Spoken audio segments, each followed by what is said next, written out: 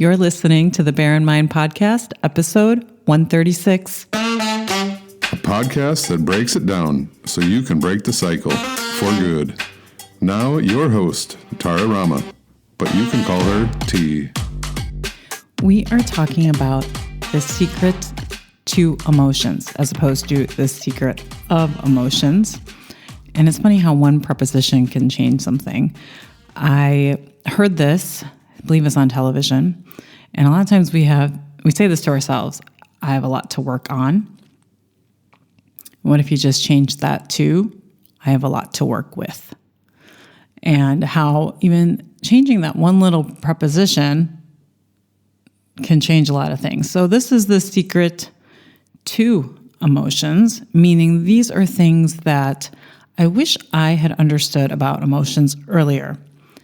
Not meaning childhood age, when my brain was starting to really get some cognitive skills around 10 before when puberty hits.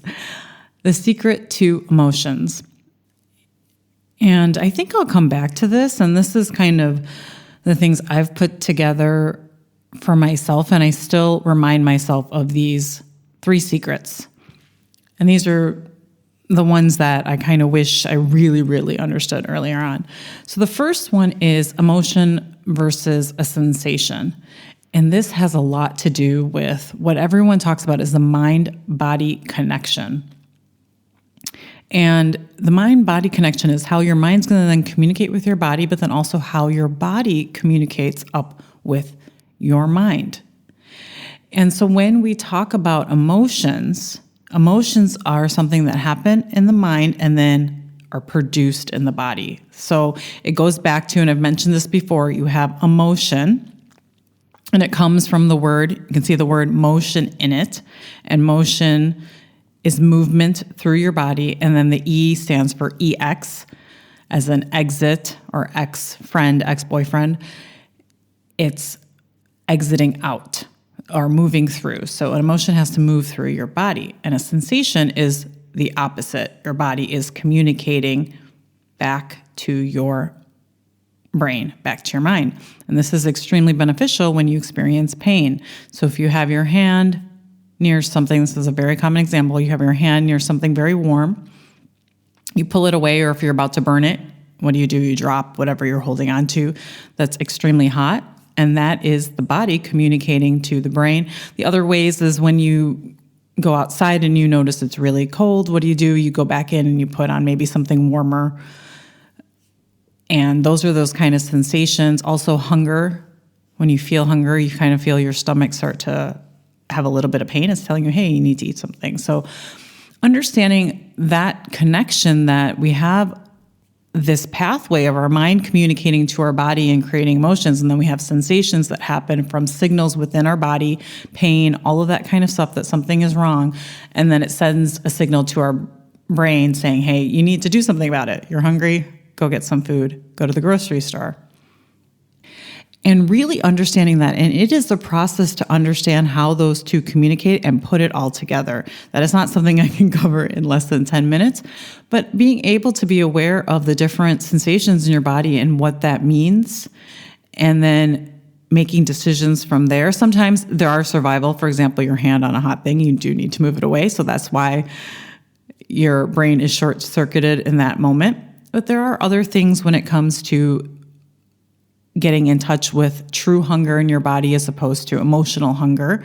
Understanding that kind of mind-body connection helps in situations where you want to intentionally make decisions about the actions you want to take in your life.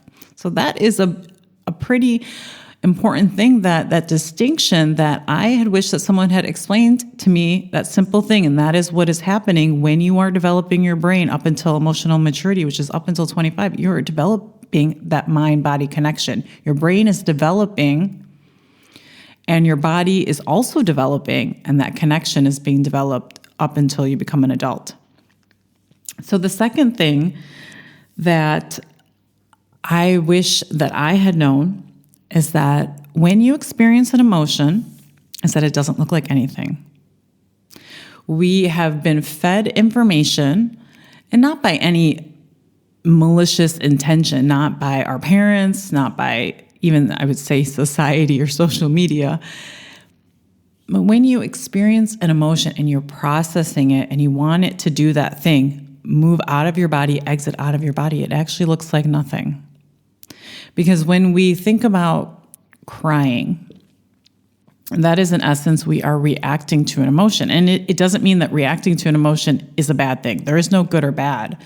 We react to emotion. Sometimes when we feel an intense emotion, we try to avoid it, and then we go do something else. So you're kind of avoiding an emotion when you go and do something else. So I sometimes avoid some really painful emotions like shame, and what will I go do? I will go grab some chocolate. So I'm avoiding feeling that emotion.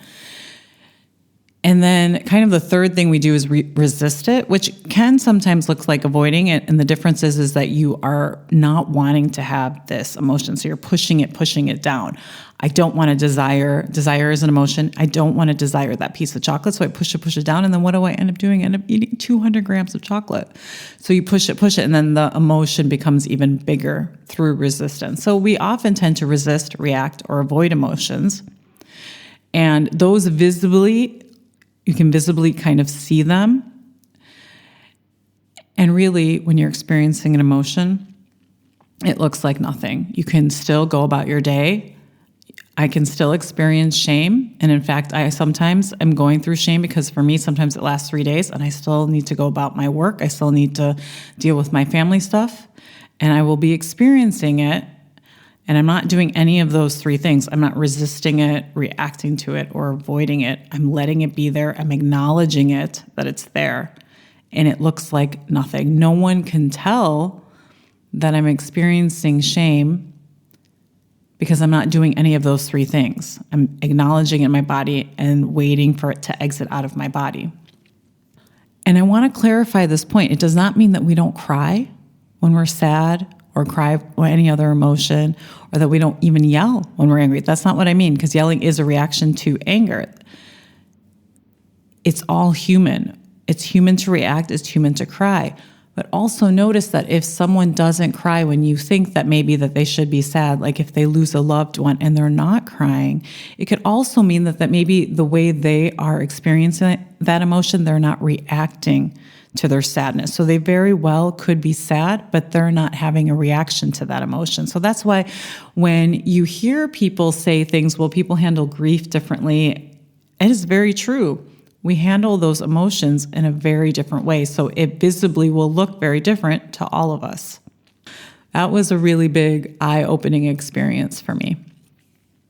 And the third and the last one, and this one, I had a little bit of resistance to it, and I've come to the point where I accept this to be what I would say is my truth in understanding more about emotions and how I experience emotions in my life, is that you don't really need to go all the way to the extreme of emotional intelligence and label it. You don't need to know necessarily a difference between irritation, frustration, and anger.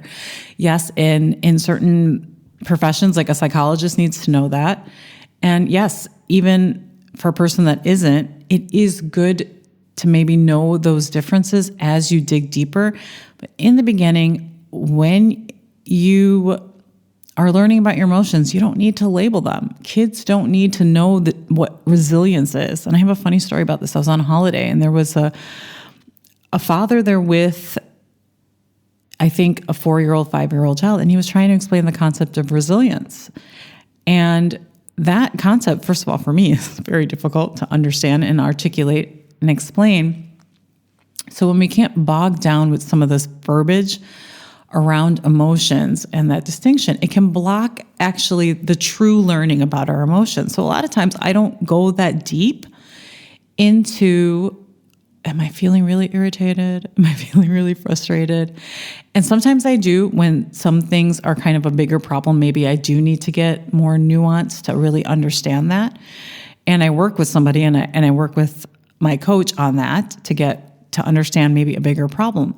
But on a day-to-day basis, I'm just angry, and maybe it's frustration. I know that simply knowing that I'm mad is enough, because a simple definition, and I've said this before, is that you don't want to be here. When you understand that, you understand why you are angry. You know that the reason you're feeling angry is because you don't want to be in this certain situation.